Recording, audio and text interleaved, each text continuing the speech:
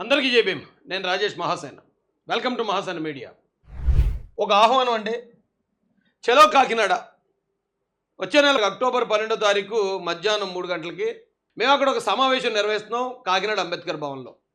దీనికి అందరినీ ఆహ్వానిస్తున్నాను నేను. ఎందుకంటే మా కష్టానికి మీ అందరి సపోర్ట్ కావాలి నాకు. ఏంటయ్యా నీకు వచ్చిన కష్టం రాయేష్ అని మీరు అడగొచ్చు. ఇక్కడ ఈ దేశంలో చాలా కులాలు ఉన్నాయి, చాలా మతాలు ఉన్నాయి, వాటికి విభిన్నమైన గౌరవాలు ఉన్నాయి, విభిన్నమైన చరిత్రలు ఉన్నాయి. కానీ ఏ కులాన్ని ఏ మతాన్ని కూడా పబ్లిక్గా ఎవడో ఒకడు వచ్చి తిట్టడం కానీ ఒకడు వచ్చి విమర్శించడం కానీ జరగదండి. కానీ ఇక్కడ ఏం జరుగుతుందంటే ఒక మందకృష్ణ మాదిక్ గారు, ఒక రఘురామరాజు గారు ఇలాంటి వ్యక్తులు బయటకు వచ్చి ఒక కులాన్ని టార్గెట్ చేసి, ఉదాహరణకి మందకృష్ణ గారు ఉన్నారు, మాలలందరూ మనువాదులు, మాలలందరూ దొంగలు, దోచుకునేవాళ్ళు అన్నాడు. మాలల్లో మనవాదుల సంఖ్య పెరిగింది. మాలల్లో అంబేద్కరిస్టులు లేరు, 99% లేరు. వాళ్ళు మనవాదులుగా తయారైనారు అంతే. అంబేద్కర్ గారు కూడా ఒక కులాన్ని పెట్టుకున్నాడు మీటింగు. ఏ అంబేద్కర్ అందరికీనా ఒక కులానికి సంబంధించినోడని ఆయన్ని కూడా ఆడు ఈడు అని మాట్లాడాడు. అంబేద్కర్ కూడా దళితులందరినీ సమానమని చెప్పిండా? డాక్టర్ బాబాసాహెబ్ అంబేద్కర్ మత మార్పిడి చేసుకునే సమయంలో ఒక మీటింగ్ పెడతాడు. 59 కులాల దళితులందరినీ మతం మార్చుకోమని చెప్పి మీటింగ్ పెట్టలే. ఆయన సొంత కులం ఏంటిది? మహర్. ఆ మీటింగ్లో మహర్ల మీటింగ్ పెడతాడు. ఇక రఘురామరాజు గారు వచ్చి అందరూ అనుకుంటున్నట్టు అది ఫ్లెక్సీ వివాదం కాదండి. దానికన్నా పెద్ద పెద్ద ఆరోపణలు చేసేస్తున్నాడు, పెద్ద పెద్ద మాటలు మాట్లాడేస్తున్నాడు. అతను ఏమంటున్నాడంటే 25,000 రూపాయలకు ఆశపడి SC/ST కేసులు పెడతారు అన్నాడు. అతనికి ఇది ఒక ఇన్కమ్ సోర్స్ అయిపోయింది. మొన్నే ఏదో SC/ST కేసు పెడితే డబ్బులు ఇచ్చి మరి అవార్డు సిస్టమ్ ఉంది. మరి అలాగే మొన్న ఒక 50,000 రూపాయలు అవార్డు కూడా అందుకున్నా అంట. అది చిన్న విషయం కాదండి. దానికి చాలామంది వచ్చి ఆ యాక్ట్ దుర్వినియోగం అవుతుంది అంటారు. ఏ యాక్ట్ దుర్వినియోగం అవ్వలేదు ఇప్పుడు దాకా. ముఖ్యంగా SC/ST కేసుల్లో 195 కేసులు రాజకీయ నాయకులు పెట్టుతారు అవతల నాయకుడి మీద కోపంతో. నిజంగా ఆ ఎస్సీలు పెట్టే కేసులు కాదండి. ఆ మిగిలిన 5% ఎవడన్నా నిజంగా బాధితుడు పెడితే అవి 100 అంచెలు దాటుకుని వెళ్ళాలి, 100 బెదిరింపులు దాటుకుని వెళ్ళాలి. న్యాయం జరగదు 5%లో. అయితే ఇలాంటి ఒక టాపిక్ని పట్టుకుని మీరు డబ్బుల కోసం కేసులు పెట్టుకుంటారా అంటున్నాడు ఇది రఘురామరాజు డైరెక్ట్గా వచ్చి. అయితే రఘురామరాజు వ్యాఖ్యల మీద వైసీపీ వచ్చిందండి. విచిత్రంగా అనిపిస్తుంది నాకు. ఇప్పుడు ఇది మా పార్టీ అంశం, దళితులకి రఘురామరాజుకి సంబంధించిన అంశం తప్ప రఘురామరాజుకి లేకపోతే దళితులకి తెలుగుదేశం పార్టీకి జరిగే గొడవ కాదు ఇది. రఘురామరాజు అనే వ్యక్తి ఆయన నోటు దురుస్తానంత అన్న మాటలో తెలుగుదేశం పార్టీకి ఏం సంబంధం? మొత్తం సాక్షి మీడియాలో ఎక్కడ పడితే అక్కడే తెలుగుదేశం కూటమి అంటున్నారేంటి మీరు? ఇది వైసీపీ అడగడానికి సరిపోదు. ఎందుకంటే అక్కడ రోడ్ల మీద ఈడ్చిచ్చుకొట్టి చంపారు, శిరోమండనాలు చేశారు, చంపేసిన శవాలను ఇళ్ల ముందు తీసిరేశారు. కనీసం ఒక్కడు వైసీపీ నుంచి వచ్చి ఒక్క దళిత నాయకుడు మాట్లాడా? ఒక్క దళిత నాయకుడు ఖండించాడా? అది వైసీపీ పార్టీ అంటే. కానీ ఇక్కడ అలా కాదు తెలుగుదేశం పార్టీ. ఒక రఘురామరాజు అనే ఒక సిట్టింగ్ ఎమ్మెల్యే మాట్లాడితే రాజేష్ మహాసేన్ అనే ఒక రాష్ట్ర అధికార ప్రతినిధి ఖండిస్తున్నాడు ఇక్కడ.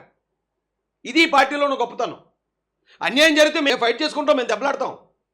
మీరు వచ్చి మాకు పంచాయతీ తీర్చొద్దు. ఎందుకంటే మీరు అంతకన్నా దారుణాలు చేశారు. నిజంగా అప్పుడు వైసీపీలో అలాంటి అన్యాయాలు జరుగుతున్నప్పుడు ఎవడైనా ఒక దళిత ఎమ్మెల్యే కానీ ఒక ఎంపీ కానీ ఒక మంత్రి కానీ ముందుకొచ్చి మా వాళ్ళ మీద ఎలా జరుగుతుంది, అనంతబాబు ఇలా చంపేశాడు, లేకపోతే పలానా జక్కంపూడి రాజు ఎలా చేశాడని ఎవడైనా ఒక్కడు మాట్లాడుంటే ఈ రోజున వైసీపీకి దుస్థితి పట్టి ఉండేది కాదు. ఆ 11 సీట్లుగా పరిమితం అయిపోయి ఉండేది కాదు. ఎందుకంటే ఒక పినిపే విశ్వరూప్ మాట్లాడుతున్నాడు ఎస్సీల వైపు. ఒకవేళ ఒకడు తప్పు చేసినోడు ఉంటే దాన్ని ఖండించేవాడు కూడా పార్టీలో ఉన్నాడు. ఇది జగన్ రెడ్డికి సంబంధం లేదు అనుకునేవారు, జనం అందరూ అలా నమ్మి ఉండేవారు. కానీ జగన్ రెడ్డి ఎప్పుడైతే అన్యాయాలు జరుగుతున్నా నోరు మూసుకుని ఊరుకున్న వాళ్ళందరినీ క్షమించాడో మొత్తం ఇది జగన్ రెడ్డికి అంటుకుందే మూలలో కూర్చున్నాడు. తెలుగుదేశం పార్టీకి ఆ కష్టం రానివ్వండి, ఆ పరిస్థితి రానివ్వం. ఇది పార్టీకి సంబంధం లేదు. ఒక రఘురామరాజు అనే వ్యక్తి మొత్తం ఎస్సీలు అందరూ అమ్ముడిపోతారు అన్నాడు. తప్పుడు కేసులు పెట్టి డబ్బులు తీసుకుని దాని మీద బతుకుతున్నారు అన్నాడు. ఎలా ఊరుకుంటామండి? అరే సిగ్గు జీవన ఎత్తురుందండి బాబు.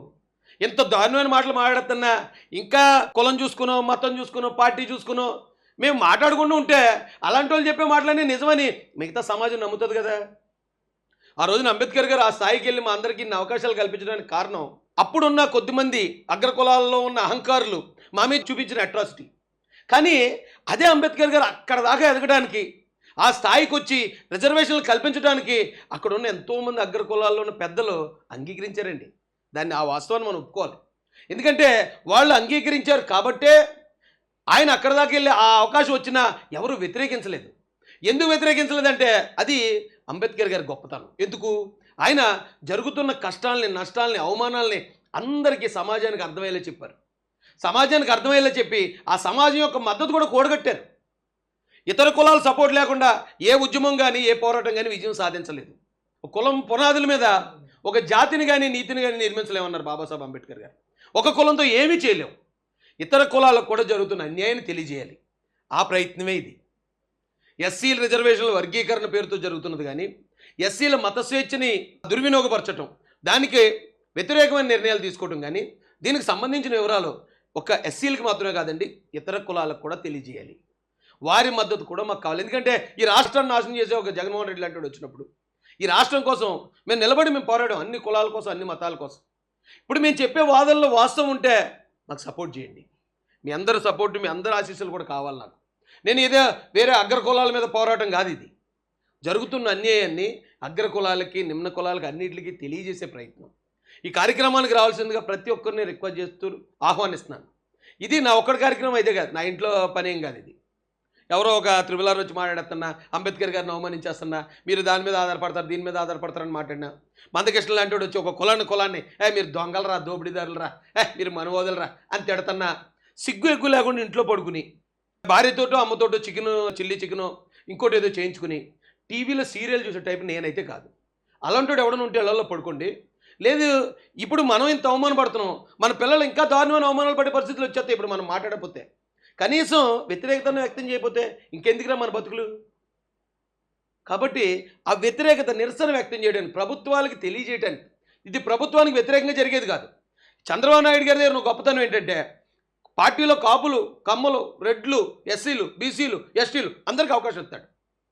ఎందుకు నాయకులుగా అందరికీ అవకాశం ఇస్తారంటే ఆ కులానికి ఏదైనా సమస్య వస్తే ఆ తరపున మాట్లాడి గవర్నమెంట్ తోటి ఆయన కమ్యూనికేట్ చేస్తారని. అంతేగాని మన కులానికి అన్యాయం జరిగినా మనం మాట్లాడుకుంటూ ఉంటే అది పార్టీ గమనించదు. పార్టీ గమనించినప్పుడు మా కులానికి అన్యాయం జరిగినా ఈ పార్టీ గమనించలేదు, సరే మేము పక్క పార్టీకి వెళ్ళిపోతాం, వాళ్ళు మమ్మల్ని ఇప్పుడు రమ్మంటున్నారని చెప్పి పార్టీకి నష్టం జరిగే పరిస్థితి వస్తుంది. ఆయన అందుకే అన్ని కులాల్లో ఉన్న నాయకులకి సమానమైన అవకాశాలు ఇస్తారు. అన్యాయం జరిగినప్పుడు అన్యాయం అని చెప్పండి ఆయనకి. గవర్నమెంట్ దగ్గర తీసుకెళ్ళాలి. ఇప్పుడు ప్రధానమంత్రిగా మోడీ, ముఖ్యమంత్రిగా చంద్రబాబు నాయుడు గారు, అక్కడ ముఖ్యమంత్రిగా రేవంత్ రెడ్డి గారు ఉన్నారు.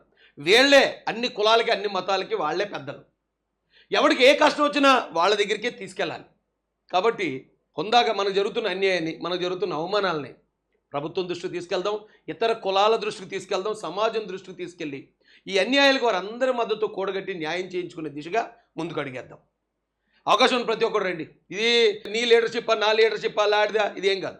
దీనికి ఎవరి దగ్గర మేము ₹1 అడిగే పరిస్థితి లేదు, అవకాశం లేదు, ఆలోచన కూడా లేదు. ఒకవేళ ఎవరైనా ఎక్కడన్నా వచ్చి ఇక మేము ఇలా చేస్తున్నాం, అలా చేస్తున్నాం, మహాజనుడు ఎవడు అడగడు. కానీ మిస్యూజ్ చేసే వాళ్ళు ఎవరైనా బయట వాళ్ళు కూడా దీన్ని మిస్యూజ్ చేసే అవకాశం ఉంది. దీనికి ఏం పెద్దగా ఖర్చు అయ్యేది కూడా లేదు. 3 గంటలకు మీరు వస్తారు, స్నాక్సో టీయో ఉంటుంది, చక్కగా మనం మాట్లాడుకోవాలనుకున్న మాటలు మాట్లాడుకుంటాం. అక్కడ జనం మీరు జస్ట్ వచ్చి అలా కూర్చుని వెళ్ళిపోంటారా బాబు. చూస్తారు మొత్తం రాష్ట్రాలు, 2 తెలుగు రాష్ట్రాలు చూస్తే రాజేష్ గడ్ మీటింగ్ పెట్టాడట. రాజేష్ గడ్ ఇదిగో ఎస్సీ వర్గీకరణ కోసం, ఎస్సీ మత స్వేచ్ఛ కోసం మాట్లాడబోతున్నాడట. ఎంతమంది వచ్చి మద్దతు ఇచ్చారు, ఎంతమంది దాన్ని అంగీకరిస్తున్నారు. అక్కడ జనం కనపడలేదు కాబట్టి అందులో ఎవరికి లేదు, చేసేయండి మీరు, అది చేసేయండి, ఇది చేసేయండి, క్రిస్టియన్గా ఎవరైనా మారితే ఆయన తీటేయండి, ఎస్సీలుగా మాలవాళ్ళు ఎవరైనా ఆయన తీటేయండి, వాళ్ళకి సిగ్గు ఎగ్గు లేదు అనుకునే పరిస్థితి ఉంది. ఒకవేళ అలా జరిగినా పర్లే, ఇలా జరిగినా పర్లే, కానీ ఏది జరిగినా నా పోరాటం మాత్రం ఒకరితోనే చేస్తాను నేను, అన్యాయం జరుగుతున్నప్పుడు. ఇది అర్థం చేసుకుని రావాల్సిందిగా హృదయపూర్వకంగా కోరుతున్నాను. భారతదేశంలోని చమార్లకు ఒక గొప్ప గుర్తింపు, దళితులకు గొప్ప గుర్తింపు తెచ్చిన కాంశీరామ్ గారి ఫోటో ఒకవైపు, అలాగే మాల మహానాడు ద్వారా పివి రావు గారు అతి చిన్న కాలంలోనే ఆయన స్వర్గస్థులయ్యారు. ఆయన మాలల కోసం నిలబడి సుప్రీంకోర్టు దాకా తీసుకెళ్ళి జరుగుతున్న అన్యాయాన్ని అడ్డుకున్న విధానం, అది అన్యాయం అని ఎందుకంటే నన్ను అడగొచ్చు కొంతమంది. 15 ఉన్నాయనుకోండి, ఇద్దరు పంచుకోవాలంటే ఎన్ని పంచుకోవాలి? సరిగ్గా 7.5 పంచుకోవాలి. లేదు కాదు, అంత కాదనుకుంటే పోనీ 8, 7 అదైనా చూసుకోవచ్చు. కానీ 9, 6 ఈ పంపకం ఏమి న్యాయం అండి? మందకృష్ణ గారు ఈరోజు నేను చాలా న్యాయంగా ఉన్నాను, అందరికీ సమాన హక్కులు అంటున్నాడు. ఇది 9 ఒకరికి 6 ఒకరికి ఇవ్వడం సమాన న్యాయమా? అది సమానం కాదని పోరాడాడు ఆయన పివి రావు గారు. అందుకని ఆయన ఫోటో ఒకవైపు, మధ్యలో ది గ్రేట్ బాబాసాహెబ్ అంబేద్కర్ దళితులకి, అణగారిన వర్గాలకి, మహిళలకి, కార్మికులకి, వాళ్ళకి వీళ్ళకని తేడా లేకుండా ఓసీల్లో ఉన్న పేదలకి, ఓసీలకి అందరికీ ఓటు హక్కు మొత్తం భారతదేశం కోసం ఆలోచించిన గొప్ప వ్యక్తి అంబేద్కర్ గారు. సో ఈ కార్యక్రమాన్ని మీ అందరినీ హృదయపూర్వకంగా ఆహ్వానిస్తున్నాను.